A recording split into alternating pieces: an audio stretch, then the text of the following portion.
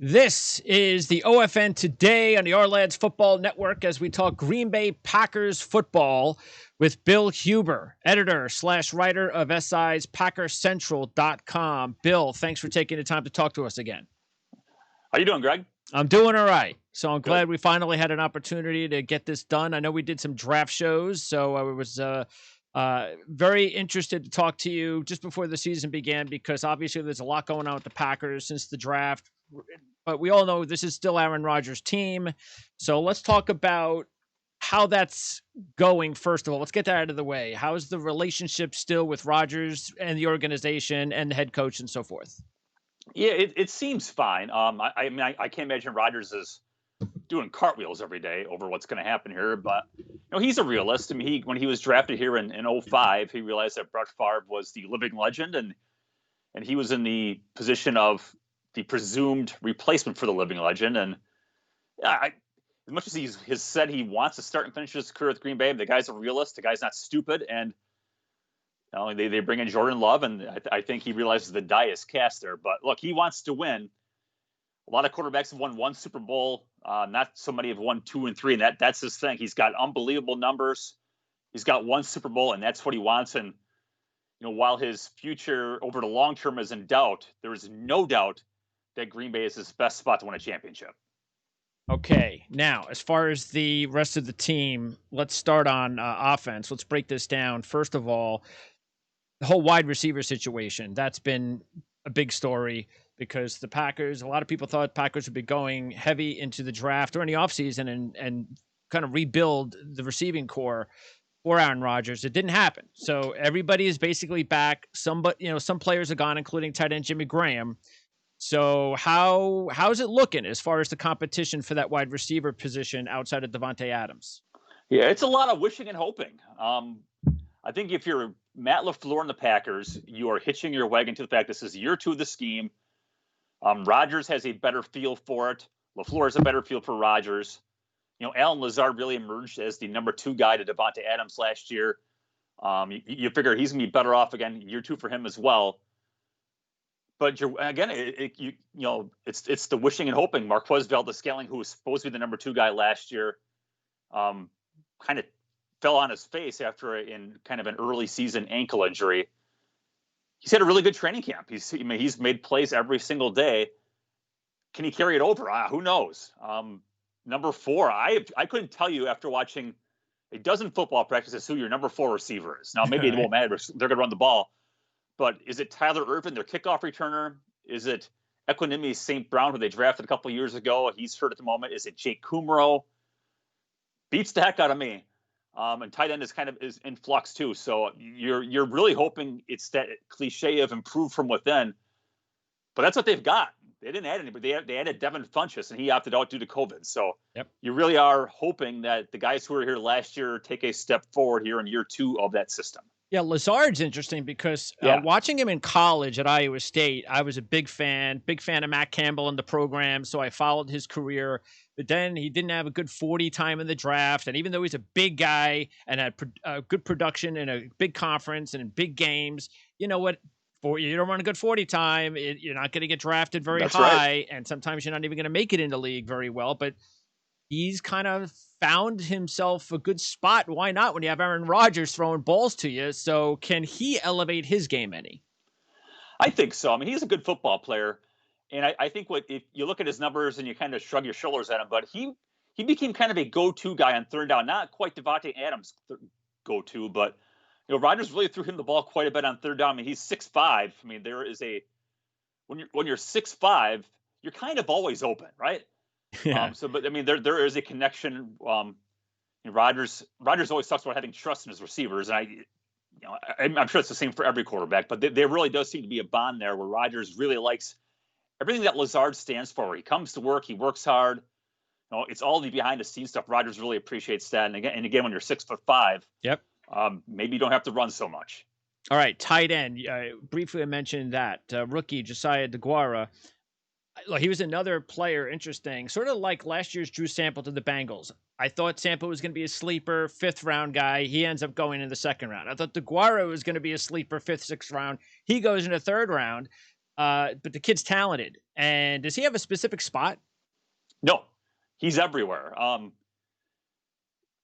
When the Packers draft him, they talk, well, he can play some tight end, he can go play some little receivers, as a kind of flex guy, he can play some fullback, and he's done all those things, and it's pretty remarkable that. That's a challenging spot. I had a coach tell me that quarterback is the hardest position to learn on an offense. Obviously, tight end is number 2 because your tight end has to play tight end. He has to play some receiver. He has to play some fullback. There's a guy who had no offseason like every other rookie, but he's really handled it well.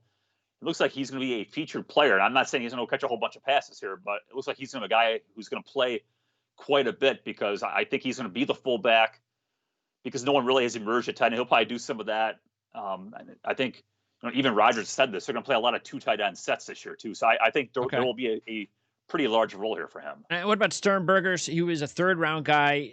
He has more of a receiver than a real traditional tight end that's going to do anything in the blocking game. Didn't do much last year. And then you have another player that I haven't heard much about, Robert Tonyan. So tell me a little bit about him. He's that type of player that unless you're a Packer fan or you're covering the team, you don't really know anything about. Yeah, Mercedes Lewis is the guy. Sure. Because he's played 8,000 games. Yeah. And he's going to block his butt up and they're going to run the football. As far as catching the ball, Tonyan is I think pretty clearly the number 1 tight end as far as that goes. Interesting guy. He played quarterback at Indiana State. Then he played receiver.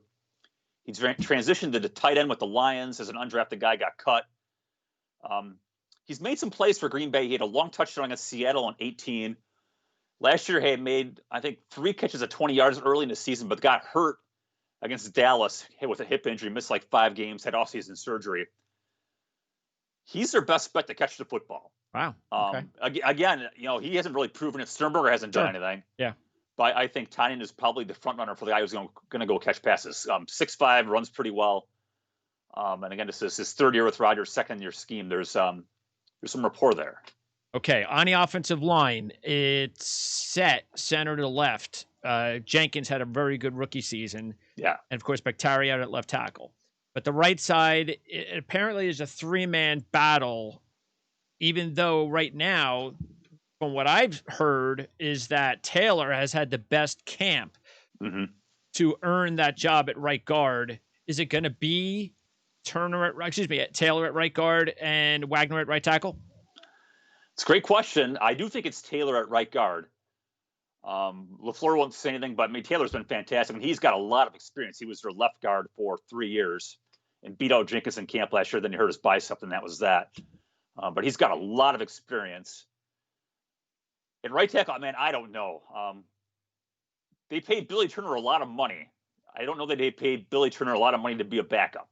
But Rick Wagner has a lot of experience at right tackle, unlike Turner. So, that's, I asked LaFleur about it again on Monday, and he said they're going to take that right up to game week. So they got practices Wednesday, Thursday, Friday to finalize that. If it was me, I would start Wagner at right tackle, but it's not me, and we'll see what they do. Okay, let's talk about the defense now. And at linebacker, basically, it's Blake Martinez for Christian Kirksey. And look, you got to save some money. Is there a big drop-off there? No, they're probably better there. This all comes with the caveat that Kirksey has to stay healthy. He's missed the last 2 games. He's played 9 games the last 2 years. That's not great, which is why the Browns cut him. He played with Mike Pettin in Cleveland, so there's some rapport there.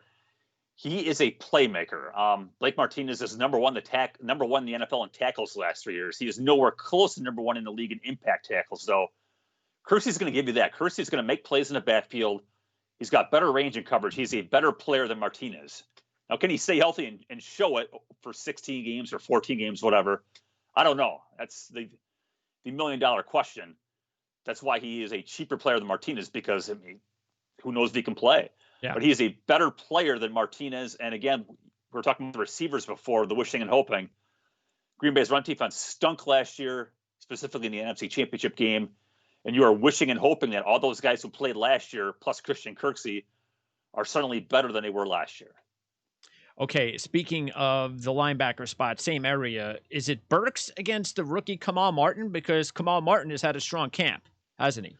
Yeah, Burks is hurt again. I don't know. I don't think it's a big deal, but I mean, he got hurt in training camp the first 2 years, and that was kind of that for him. And those are pretty major injuries. I don't think that is the case here, but um, can't start if you don't. You can't play if you're injured, right? Yep. I mean, the greatest ability is availability, and Kamal Martin's looked pretty darn good. Martin is a 5th-round pick. He is not a 5th-round pick if he doesn't miss half of his senior year at Minnesota with a knee injury. I mean, he is a really good player. I remember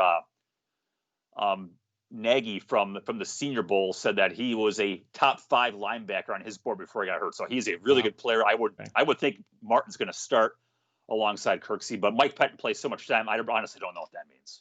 Okay, and Rashawn Gary, obviously this is a big year for him.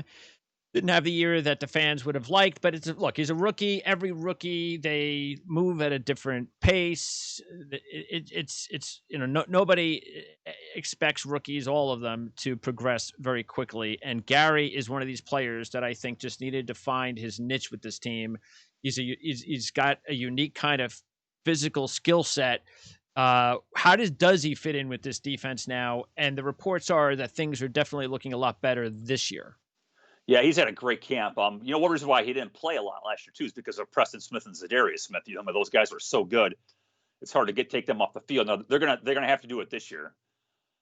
Gary's been great. I mean, he has been great in training camp. We'll see if it carries over, but he has spent a lot of training camp in the backfield. And if you're gonna have Zadarius Smith, Preston Smith, and Rashawn Gary as their pass rushers, good luck to opposing quarterbacks. That looks like a potentially fearsome pass rush. Of course, you got to play run defense first, right? I mean, you can't. Yes. It's hard to rush the passer on 3rd and 2.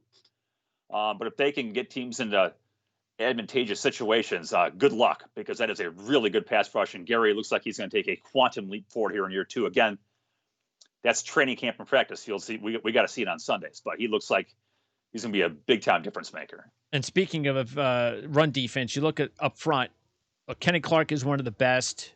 You got Lowry. Is there another player? I know Kingsley Keke was another player that I liked at a college, and he appears to be having a good camp. But is there another player? Do they have that 3rd guy in the defensive line to really help out in the run game? Man, we're talking wishing and hoping again. I hate to keep coming back to it, but that's not good. Too many wishes and hopes. Not. I mean, Clark is great. Dean Lowry, they paid a pretty decent amount of money to last year. He was fine. And then number 3, it's Tyler Lancaster, who went undrafted a couple of years ago, or Kingsley Keke is your number 3, or it might be a mix and match there. But again, you're counting on guys who really weren't that great last year to be better this year. Now they're talking about playing with more attitude and all, and that's it's great, but we got to see it. They didn't draft anybody. This is a bad D line draft to begin with. So I guess I don't blame them for not drafting one, but. It's the same, most of the same guys. Now, Kingsley didn't play much last year being a rookie. There were pretty high expectations for him. Now, can he play the run? He looks like a real good pass rusher. Can he play the run? We're going to find out, because if you're going to win, if you're going to get to the Super Bowl, you probably have to get past the 49ers, and the 49ers are going to run the football, and they're going to run the football, and they're going to run the football. And as Green Bay found out in the championship game last year, if you can't stop them from running the football, you've got no chance against that team. And Seattle wants to run the football too. Right. Yeah. Right. So if you can't stop the run, you might as well just not show up. All right. In the secondary, tell me a little bit about this Shandon Sullivan kid, because another one of these players that, unless you're following the Packers, you really don't know much about.